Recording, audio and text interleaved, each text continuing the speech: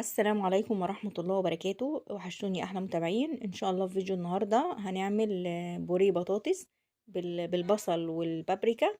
يا رب الفيديو يعجبكم، بس ما تنسوش قبل ما تتفرجوا على الفيديو تعملوا لايك، واللي لسه ما اشتركش في القناة يشترك عشان أي فيديو جديد ينزل لكم يجيلكوا بيه إشعار. يلا نبدأ الفيديو ونقول بسم الله. اول حاجة ان شاء الله كده هنجيب بطاطس، نقطعها مكعبات زي ما انتوا شايفينها، وهنحطها على النار نسلقها.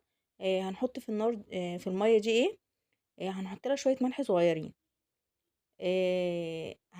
هتتسلق، ولما تتسلق هنبدأ نعمل بقى بصوا انا شايفين حطيت لها معلقة ملح صغيرة. لما تتسلق هنبدأ نسيبها تبرد، وهنعمل هاجيبها احطها في الخلاط، وهقول لكم هنضيف هي سهله جدا، مكوناتها سهله وبسيطه ومش بتاخد معانا وقت. لو حبيتي تستغني عن البصل وتحطي بابريكا بس ممكن، بس هي يعني اسمها بوريه البطاطس بالبصل والبابريكا. ممكن تحطي لها اضافات.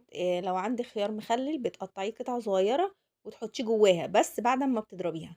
اول حاجه احنا هنعمل هننزل البطاطس زي ما انتوا شايفين كده يعني سايبين لها حبة مية صغيرين من اللي احنا سلقناها فيها، وهنزود عليها ربع كوباية مية. بصوا بصلاية اهي متقطعة 4، وهنحط قد ايه بابريكا، هنحط معلقتين بابريكا.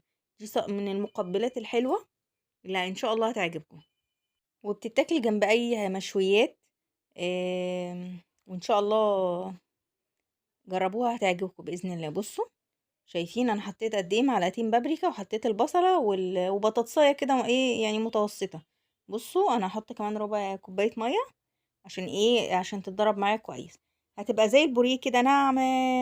انتي بقى حابه تحطي عليها زيت حطي. بقولك لو عندك الخيار المخلل ممكن بقى تقطعيه قطع، بس بعد ما تضربيها كده هتقطعيه قطع صغيره وتدخليه جواها وتقلبيه.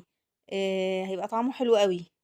تتاكل دايما مع المشويات. الحاجات المشوية هي اللي بتاكل معاها ال- البطاطس دي، يعني اكتر حاجة.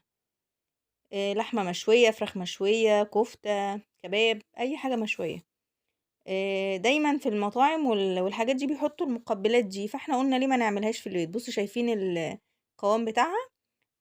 فيديو صغير وبسيط ومش مكلف، وحاجة سهلة انك تعمليها. الحاجات دي بتتباع غالية، فاحنا نعمله الحاجات دي في البيت. ان شاء الله الفيديو يعجبكم. لو عجبك الفيديو ما تنسيش تعملي لايك يا أروبة، وكومنت حلو منكم عشان بيساعدني. شايفين شكلها؟ انا بقى الخيار المخلل بصراحة ما قطعتوش، بس انت ممكن تقطعيه.